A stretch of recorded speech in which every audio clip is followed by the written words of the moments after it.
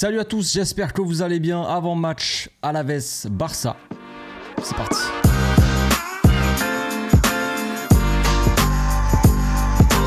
Au passage, n'hésite pas à nous rejoindre si c'est pas encore fait et à partager la chaîne autour de toi, ça fera plaisir à tonton. Après cette vibrante victoire du Barça contre Osasuna, à quoi s'attendre ?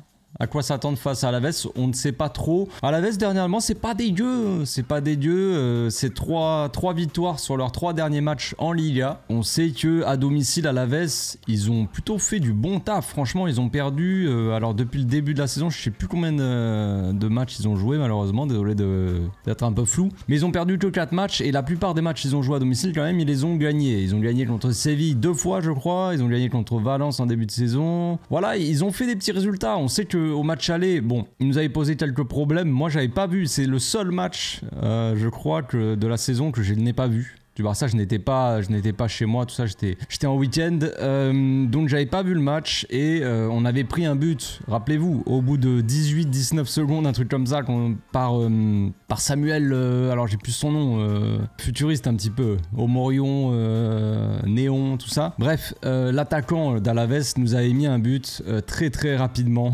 Catastrophique. À ce moment-là, on avait joué, je crois, avec Ronald Araujo en latéral droit. Et on avait laissé Koundé sur Samuel machin qui a une machine.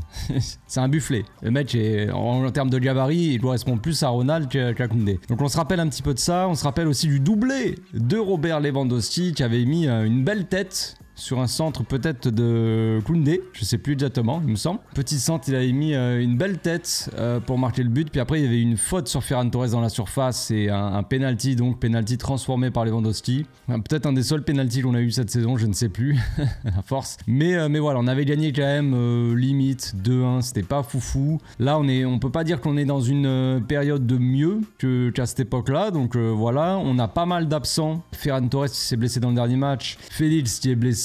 Donc pas de Rafinha aussi qui est blessé, donc pas de remplaçant vraiment en attaque, c'est assez limite. On a Robert, on a Vitor, on a Lamine Yamal. Pour le reste, c'est des jeunes. Alors je n'ai pas encore vu s'il y a la convocation qui est sortie, je vais regarder vite fait. Donc la convo n'est pas sortie, ça sortira probablement demain, au dernier moment, parce qu'on sait qu'on a des absents, on a des joueurs qui sont pas trop frais. Comment dire ça là, en ce moment même, il y a la conférence de presse, je crois, de Xavi, au moment même où j'enregistre ma vidéo, donc j'ai pas trop pu voir ce qu'il a dit, mais bref. Donc en gros, il y a beaucoup d'absents.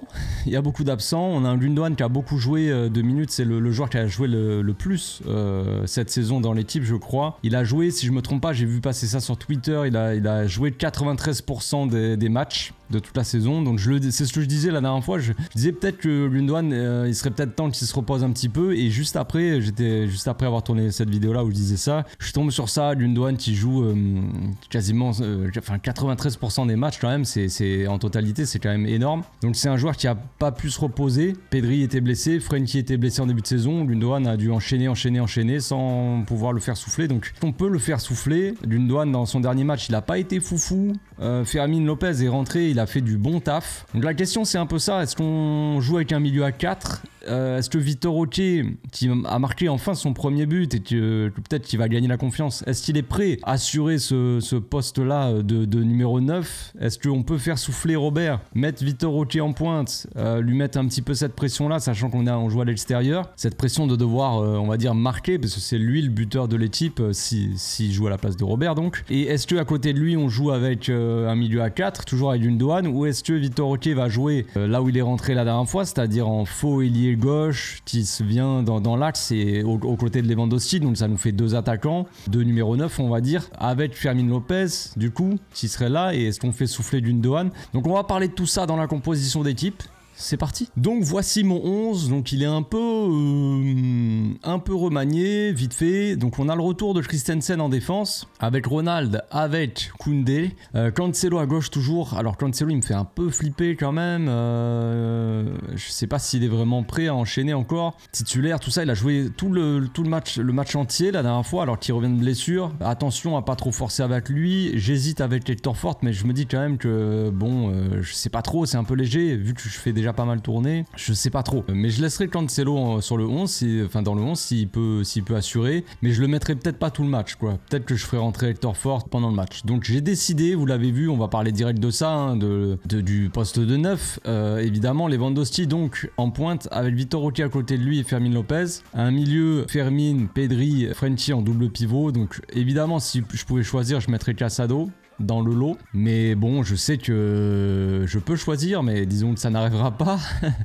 On peut arrêter de rêver, au bout d'un moment je vais pas le répéter à chaque compo. Peut-être que Roméo jouera, je sais pas, ça m'étonnerait un petit peu quand même. On a vu un double pivot Frenkie Pedri qui marchait plutôt pas mal. Pedri dans un rôle différent de d'habitude, dans un rôle de pivot, il fait plutôt bien le taf, je trouve qu'il est assez performant. On a vu un Fermin Lopez dans le dernier match qui à son entrée apportait beaucoup de mouvements, se proposait énormément. On sait que la relation Fermin-Lamine, ça marche plutôt bien. Lamine, lui, il a besoin d'un gars qui lui offre beaucoup de mouvements à côté de lui.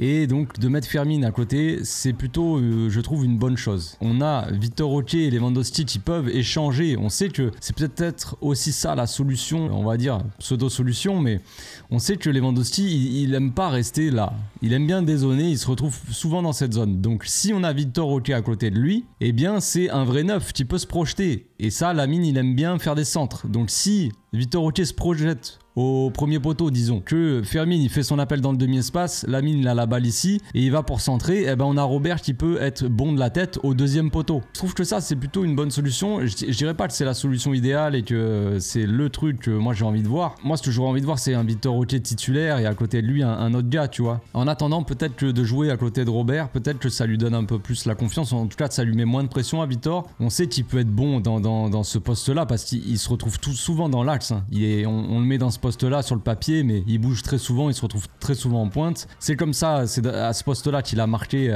sur une passe de Cancelo contre Osasuna. Donc voilà, c'est pas une mauvaise chose de le mettre, de l'associer on va dire avec Robert. On peut aussi jouer dans une sorte de truc comme ça avec un numéro 10 Fermin qui bouge beaucoup et une sorte d'attaque à 2 comme ça avec 2-9. Je ne sais pas si on verra ça, mais en tout cas ça peut être une bonne chose. Ça dépend aussi d'Alaves si vous jouez à 5 derrière ou pas. Voilà, ça dépend de beaucoup de choses, mais en attendant, c'est pas une mauvaise chose, je trouve, d'associer les deux. Robert, il peut toujours peser sur les défenses par son physique et libérer peut-être un peu Vitor. C'est une solution pas de bricolage, mais on n'a pas trop de solutions non plus. Comme je l'ai dit, déjà on n'a pas trop de remplaçants. Là si on veut sortir Vitor Roque, on fait rentrer qui? Si on veut faire sortir Fermin, bon à la limite on fait sortir Fermin, on met Gundogan, ok. Et Vitor Roque, s'il sort, on met qui est-ce qu'on a? Donc on peut mettre Mardiou, tu vois, à la limite, à la place de... Mais voilà, si on veut faire sortir Lamine, qui est-ce qu'on met? On ne sait pas. Donc en fait, c'est ça le problème. On a beaucoup d'absents là, vraiment. Au milieu, ça peut aller, hein. On peut sortir Pedri, on peut faire rentrer Roméo, Casado, des mecs comme ça. Même si c'est pas l'idéal, je le sais. Mais on peut mettre Roméo, tu vois. Il est toujours là, quoi. J'ai envie de dire. En défense, si on veut pas mettre Christensen tout le match ou Ronald tout le match, on a Koubarsi, Inigo et sur le retour là, peut-être qu'il va être convoqué. Je crois qu'on attend un petit peu de voir ça. Et après, bon, moi ce que j'avais dit dans la dernière vidéo, c'est j'aimerais que Xavi fasse appel à Dani Rodriguez. Dani Rodriguez, c'est un ailier du Barça B, enfin même pas pardon.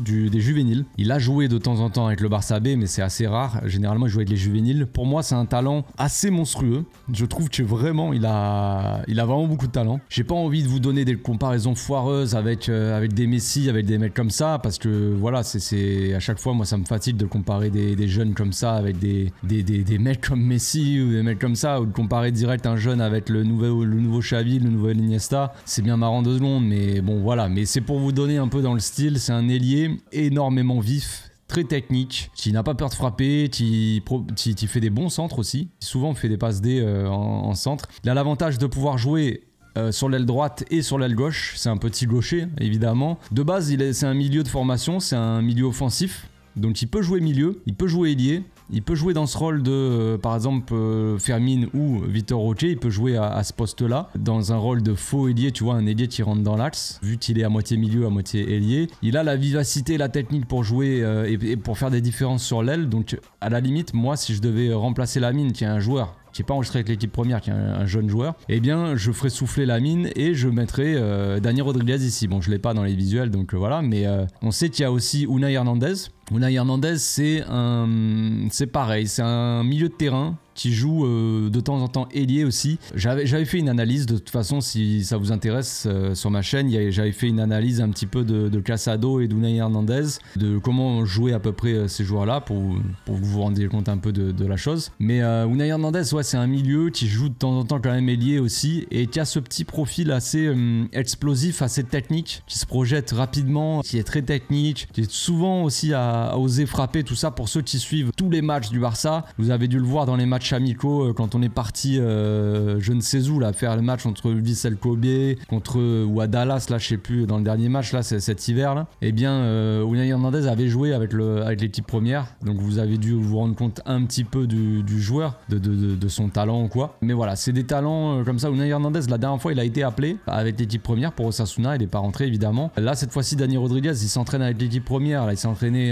je crois toute la semaine, ou en tout cas entre Osasuna et là il s'entraîne, donc peut-être qu'il sera appelé. Pour moi ça serait vraiment une belle chose de le voir, parce que je trouve vraiment qu'il a un très très gros potentiel. Ce qui me fait peur surtout, c'est que son contrat se finit là à la fin de la saison, donc là c'est flippant. Voilà pour la compo, je sais pas ce que vous en pensez. Moi je trouve ça plutôt pas mal. On peut faire souffler Gundogan, ce qui est pas mal. Maintenant, à voir comment se passe le match et comment on peut faire souffler les autres, parce que moi, ce dont j'ai peur, c'est évidemment de cramer un petit peu la mine. La chose aussi à retenir, c'est quand même que là, on joue contre Alaves et que le prochain match, c'est dans une semaine, c'est pas dans 3 jours. Donc ça, c'est quelque chose quand même de positif pour les joueurs, pour permettre d'un peu de récupérer. Voilà, c'est tout pour la vidéo, les amis. C'est tout pour la compo. Dites-moi ce que vous pensez de la compo dans les commentaires.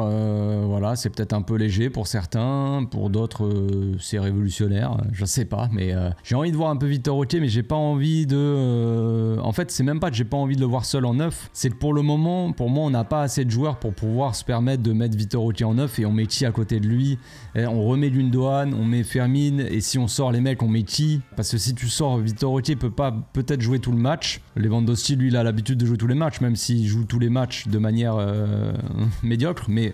il joue tous les matchs physiquement, il faut pouvoir après faire tourner et tout, c'est pas évident en vrai, c'est pas évident, on a que des jeunes quoi maintenant, c'est assez fou. On se retrouve donc demain les amis pour l'avant-match en live, 1 heure avant le match à 17h30, et puis après pour le débrief comme d'habitude. D'ici là, portez-vous bien, passez une excellente journée, soirée, ciao.